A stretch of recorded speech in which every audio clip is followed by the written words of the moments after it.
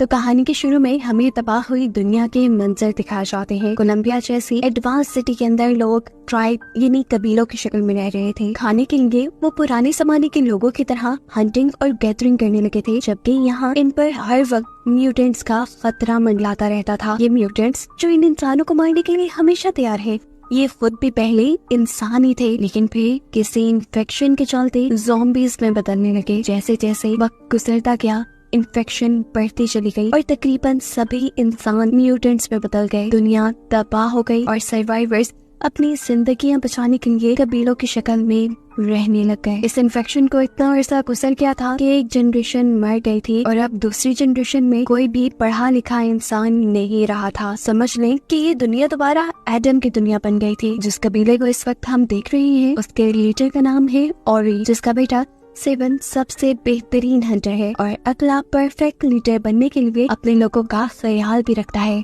काफी दिन से शिकार न मिलने की वजह से वो शिकार करने के लिए अपनी खास बाउंड्री से आगे निकल गया और वहाँ उसका सामना हो गया उसके डैड से, जो उस पर गुस्सा करते हैं और बोलते हैं, तुम्हें यहाँ आने की इजाजत किसने दी? तुमने हम सबको खतरे में डाल दिया है। सेवन को ऐसा नहीं लगता था।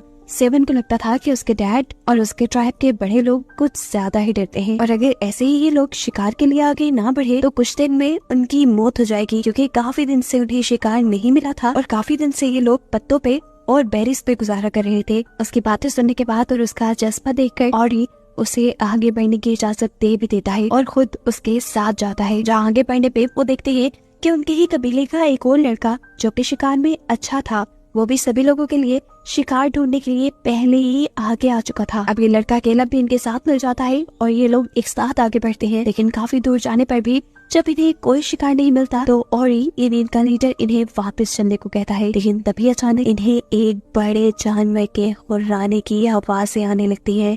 कुछ ही सेकंड में यहाँ एक बहुत बड़ा यानी जायंट बीस्ट इनके सामने आ जाता है। ये भालू इन लोगों से कहीं गुना बड़ा था। ये लोग शायद ही उसे मार पाते, लेकिन केलब और सेवन मिलकर उसके ऊपर हमला कर देते हैं। ये बीस्ट उनको उल्टा मारने ही वाला था। आंखों ही आंखों में अब केलब सेवन को इशारा करता है। खुद उस बीस्ट के लिए ट्रैप बनते हुए उसके नीचे चला जाता है और जैसे ही बीस्ट उसे पकड़ने के लिए नीचे झुकता है तो सेवन उसके सीने में स्टैब करके उसे मार डालता है। ये जानवर इतना बड़ा था कि इनकी महीनों की भूख मिटा देता।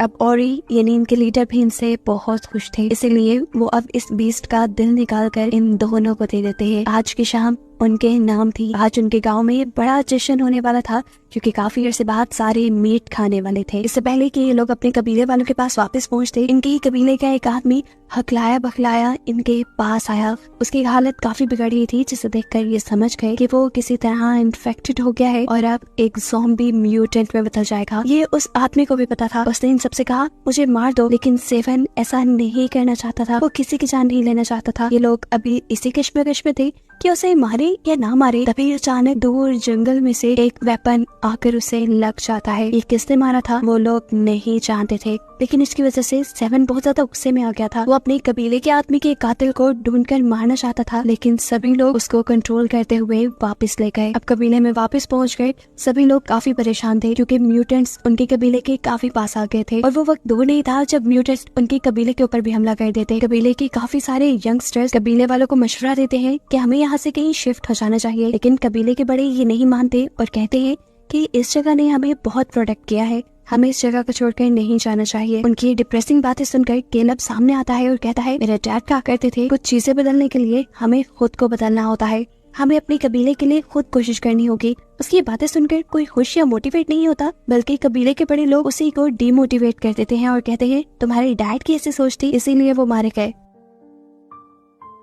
हमें यहाँ पर केलब के फादर की स्टोरी पता चलती है, जिनको लगता था कि उनके कबीले के अलावा भी और सर्वाइवर इस दुनिया में होंगे जिन्हें वो ढूंढने के लिए निकले थे और आज तक वो वापस नहीं आए। केलब को आज की सारी बातों ने बहुत ज्यादा दुखी कर दिया था। सारे कबीले वालों को लगता था कि उसके डैड मर गए हैं, लेकिन वो साबित करना चाहता था कि उसके डैड ठीक है। इसलिए उसने फैसला किया कि अब वो कबीले से बाहर अपने डैड को ढूंढने के लिए जाएगा। इसी प्लान के तहत वो अगली सुबह गाँव से निकला। अभी वो ज्यादा दूर नहीं गया था कि उसे म्यूटेंट का पूरा ग्रुप अपने गांव की तरफ बढ़ता हुआ दिखाई दिया। केलब वापस अपने गांव की तरफ मुड़ जाता है और गांव वालों को म्यूटेंट्स के आने की खबर देता है। जिनसे लड़ने के लिए गांव वाले तैयार हो गए थे।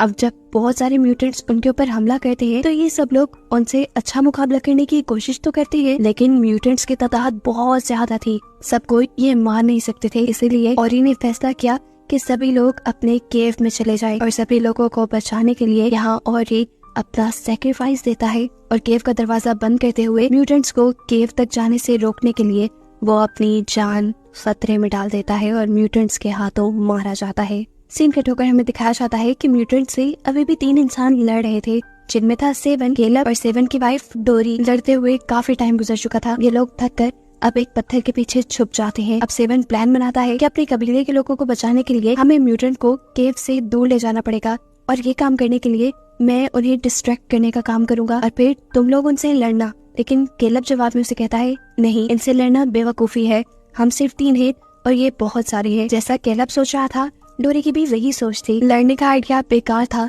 डोरी कहती है कि हमें यहाँ से बाहर निकलकर अपने लिए कोई मदद ढूंढनी चाहिए। अब ये लोग चलते हुए एक तालाब के पास आ जाते हैं। जब ये लोग तालाब के पास पानी पी रहे थे तो दूर हमें देखने को मिलता है कि कोई उनके ऊपर नजर रखे हुए था। इस आदमी का नाम है एमल, जिसने पहले भी इनके ट्राइब के इन्फेक्टेड आदमी को मारा था। खैर, इनके पानी पीने तक वो यहाँ से दूर चला जाता है और यहाँ पर सेवन को केलब के पास कुछ दिखाई देता है। ये एक बुक थी। सेवन पूछता है, ये क्या है? केलब जवाब में कहता है, ये किताब है, इसके जरिए मेरे डैड ने मुझे पढ़ना लिखना सिखाया था। अभी ये लोग बातें ही कर रहे थे कि इतने में अचानक इन्हें पीछे से हलचल महसूस हुई। पीछे मुड़कर इन्होंने देखा तो म्यूटेंट इनके ऊपर हमला करने के लिए आ रहे थे, जिनसे बचने के लिए ये लोग आगे बढ़ गए, लेकिन म्यूटेंट भी इनके बहुत करीब आ गए। पीछे मुड़कर सेवन जब उस म्यूटेंट को मारने लगा तो मार नहीं पाया, क्योंकि ये म्यूटेंट उसके डैड ही थे। इससे पहले कि वो म्यूटेंट इन सबको मार देता, पीछे से कोई उस म्यूटेंट के ऊपर हमला करके उसे मार देता है। देखने को मिलता है ये एमल ही है जिसने उस म्यूटेंट को मारा था। उसे मारने के बाद उसने सेवन से कहा, ये अब तुम्हारे डैड नहीं रहे, ये एक म्यूटेंट बन चुके हैं और मैंने उसे मार के कुछ गलत नहीं किया, सिर्फ तुम्हारी जान बचाई है। ये कहकर वो इन सब के पास आता है और इनसे पूछता है, क्या तुम्हारी नाक में से खून तो नहीं आ रहा? असल में इन्फेक्टेड होते ही सबसे पहली निशानी है नाक से खून निकलना, लेकिन इन तीनों के ऊपर किसी म्यूटेंट ने हमला नहीं किया था। तब एमल ने बताया कि म्यूटेंट हमला ना भी करे तो भी उनके करीब सांस लेने से भी इंसान इन्फेक्टेड हो जाता है, लेकिन ये इन्फेक्शन थोड़ा देर से असर करती है। यहाँ पर एमल इन तीनों को ये भी बताता है कि वो केलब के फादर को जानते हैं, जिसका नाम था जेरेड। असल में वो और एमल दोस्त थे। एमल बताता है कि केलब के डैड ने एक फॉर्मूला डिजाइन किया था, एक दवाई बनाई थी जिससे म्यूटेंट्स को तो वापस इंसान नहीं बनाया जा सकता था, लेकिन हाँ, अगर इंसान उस दवाई को खा ले तो वो म्यूटेंट नहीं बनेंगे। यानी उसने एक एंटीडोट बनाया था जिससे बाकी इंसानों को म्यूटेंट बनने से बचाया जा सकता था। लेकिन फिर अफसोस के एक दिन उसका फॉर्मूला एक शहर में रहने वाला सर्वाइवर चोरी करके ले गया और फिर बाकी सब उसके उस फॉर्मूले के मुताबिक दवाई नहीं बना पाए, क्योंकि किसी को भी पढ़ना लिखना नहीं आता था। लेकिन केलब के डैड ने अपने दोस्त को बताया था कि उसने अपने बेटे को पढ़ना लिखना सिखाया है और इसी वजह से एमल उनके कबीले के आसपास चक्कर लगाया करता था। वो असल में केलब को ही ढूंढना चाह रहा था ताकि केलब की मदद से ये लोग दोबारा दवाई बनाए और सभी इंसानों को बचा ले।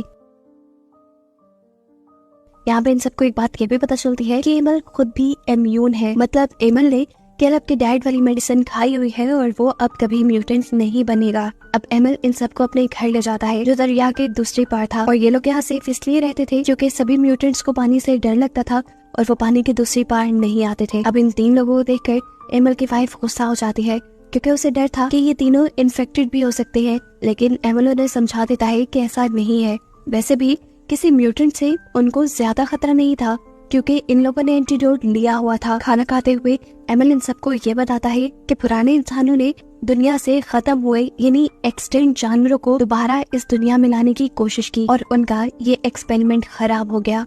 वापस दुनिया में एक्सटेंट हुए जानवर आने के बजाय दुनिया में एक इन्फेक्शन ऐसी फैल गई जिसकी वजह से सभी लोग म्यूटेंट यानी ज़ॉम्बीज बनना शुरू हो गए। खैर, अब एमल का पॉइंट ये था कि ये तीनों शहर जाएं और उस आदमी से केलब के डैड का बनाया हुआ फॉर्मूला ले आए जिससे कि इंसानों को सिक्योर किया जा सके और इस मिशन के लिए ये तीनों मान भी जाते हैं। सीन कट होकर अब हमें इनकी ट्राइब का सीन दिखाया जाता है जहाँ पे सभी म्यूटेंट उनकी केव का दरवाजा तोड़ने की कोशिश में है और अंदर बैठे सभी लोग डर रहे हैं। कुछ यंगस्टर्स दोबारा इनको मशवरा देते हैं कि हमें यहाँ से बाहर निकलने का कोई रास्ता ढूंढना चाहिए, लेकिन बड़ों का भी ये मानना था कि यहाँ से बाहर निकलना ठीक नहीं, बल्कि हमें यही रहते हुए गॉड से प्रे करनी चाहिए, लेकिन ये उन्हें ठीक नहीं लग रहा था। ऐसे में एक यंगस्टर खुद उठा और केव की दूसरी तरफ से पत्थर तोड़ने लगा ताकि वो यहाँ से दूसरी तरफ जा सके, और इस काम में केलब की बहन भी उसकी मदद करने लग गई। फाइनली ये लोग काफी सारे पत्थर तोड़ने के बाद एक दूसरी जगह पर आ गए थे, जहाँ से एक छोटा सा झरना बह रहा था और वहाँ पे ठंडी हवा भी आ रही थी। साफ मतलब था कि पहाड़ की दूसरी तरफ कोई नया इलाका था।